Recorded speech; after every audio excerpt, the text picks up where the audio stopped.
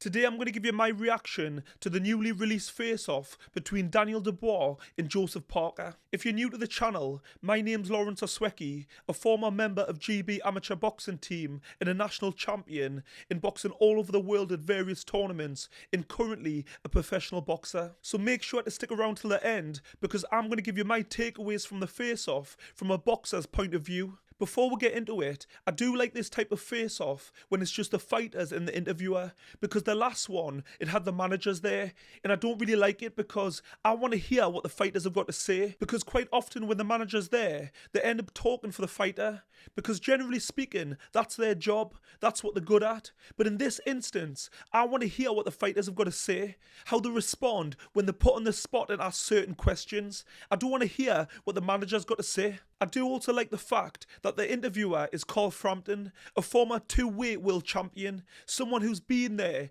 and knows what questions to ask. So let's get into it. Typically fighters, a lot of the time, like an easy one. I need the tough test, and this is what my team put in front of me, so.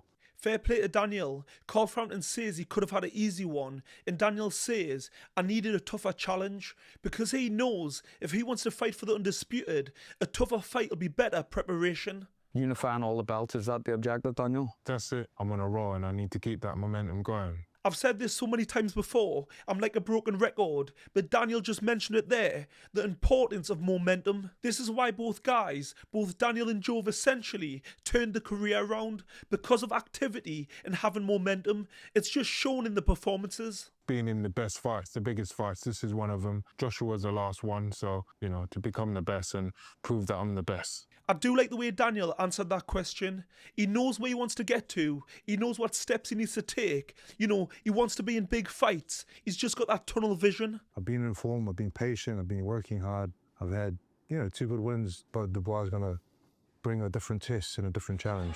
Both guys have a completely different demeanour. Joe's very respectful, giving Daniel a lot of credit, but at the same time saying, I've been building, improving, and despite my good form, you know, my good wins, Daniel Dubois will bring a completely different challenge. He's not overlooking this fight. But on the flip side, it can't be seen as too nice, too respectful. Because quite often people have thought that Parker is too nice. You know, he hasn't got that nasty streak you need at the highest level. I'm going to ask you about his last performance against Zhili Zhang. You know, Zhang's activity in the ring isn't great. He has good moments, but... Daniel's so right when Carl says, what did you think of Joe's performance against Zhang? Well, he says it was a good performance, but Zhang, his activity in the ring isn't great. He has good moments, and that is so right. I'm a different animal. I'm on you like a rash. I don't stop. So I like that. I think I'll just go through him, and Oof. you know, that was a good performance. You know. Now that is what I like to hear. Real fight talk. No sugarcoating. I'll just go through you. Absolutely love it. Supremely confident. Daniel pretty much says that Parker's a stepping stone to undisputed. You can see it 2 ways. 1, he's overlooking Parker. Or 2, he's just got absolute clarity onto where he wants to get to. It was a good win. And yeah, he's been on form, hasn't he? Yeah.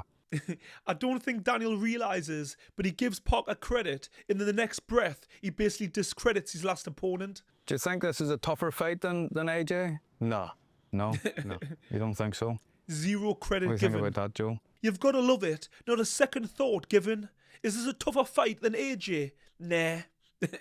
But it does also tell me he's not expecting much resistance from Parker.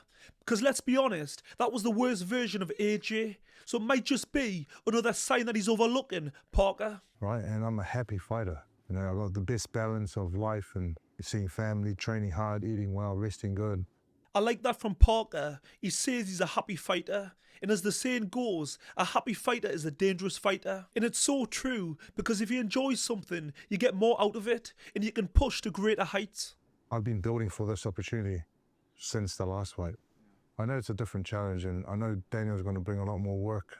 Again, Parker says he understands that Daniel is a completely different beast to Zhang. He also says he's been building, and I have seen that he's packed on some size. He's looking bigger. He's been in the weights room.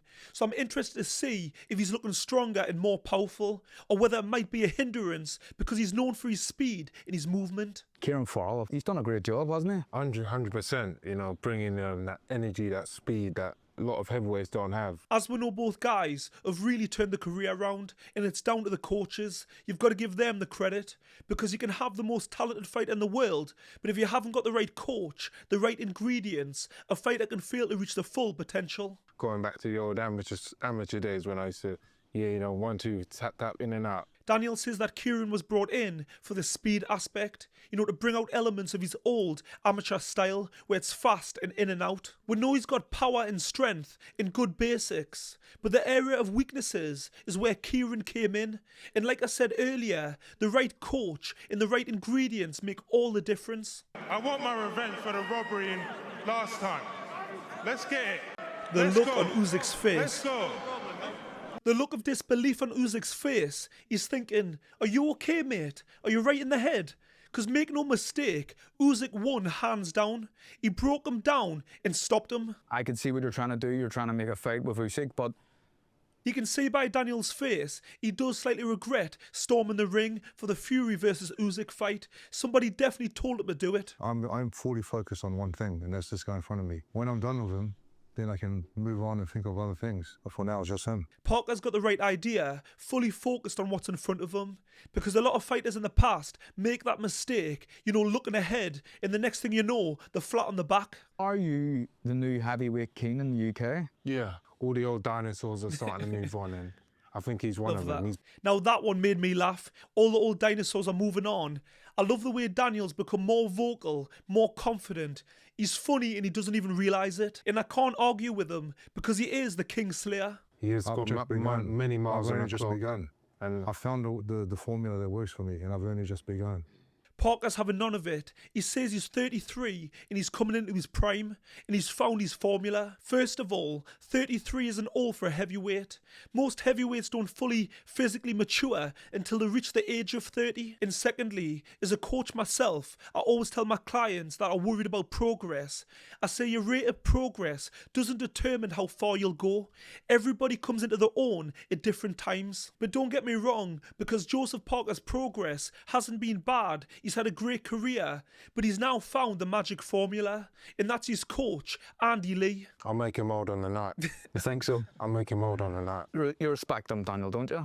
I respect all the fighters that get in the ring, and I love how Daniel gives credit to his opponent, but instantly smashes it down. no, I'm just ready to fight. I think my energy, my speed, and everything Oh. will expose his weaknesses. Now that was dynamite. Daniel's on fire. My energy, my speed will expose his weaknesses. Absolutely love it. And what he's saying is I'm not worrying about you and what you'll bring because I know my best is good enough to beat your best. Too smart. I'm going to mess up all these plans, destroy them There's all, and just Daniel. go through He them, just shuts it down Everything instantly. he brings, I'll be Love it. more. Both guys seem to be super confident, but I do like the way Daniel, anytime that Parker's got anything to say, he just shuts it down instantly. He's not allowing Parker to gain any level of upper hand. I keep saying this, but Daniel not being an overthinker, it's a superpower. He's got that tunnel vision, that unstoppable mentality. Parker's at that stage in his career. If he loses, it's not the end of the world. But if he loses like AJ, it could be a long road back. Because even when he beat Deontay Wilder, he was left on the sideline. A who needs me man. So if he loses, the opportunities could be thin. Being from New Zealand, he hasn't got the same level of fan base as if he came from UK or from America. So it's a must-win fight. Despite the fact it seems that Parker's been around forever, he does seem to be in the form of his life, and you've got to give all the credit to his coach, Andy Lee, for installing that confidence and self-belief. Daniel's like a young, starved, hungry lion, thirsty for blood, and like Parker, he's found the formula with his new team, and he's also on an incredible run, beating Jarrell Miller, Philip Hrgovic, and Anthony Joshua, and he's also the current IBF world champion, and I was lucky enough to be there at Wembley live with a pain game when he knocked out Anthony Joshua in spectacular, dramatic fashion. As an AJ fan, I was devastated, but fair play, he talks the talk and he walked the walk. Looking back, his ring walk alone, in reflection, he looked unstoppable. He was oozing with confidence. I think on that night, he was always going to be a hard man to beat. If Daniel does come out like that again, if I was Joseph Parker, I would turn around and just run and don't look back. If Daniel was to beat Parker, it would be an amazing run. Arguably one of the best runs in boxing right now. This fight's going to explode. It's going to be fireworks because both guys have got a point to prove. The fight's less than 3 weeks away and I will be doing a prediction video. So make sure to hit the bell notification button so you don't miss it. Let me know what you think in the comment section. I hope you've enjoyed the video. Don't forget to like and subscribe and I'll see you on the next one.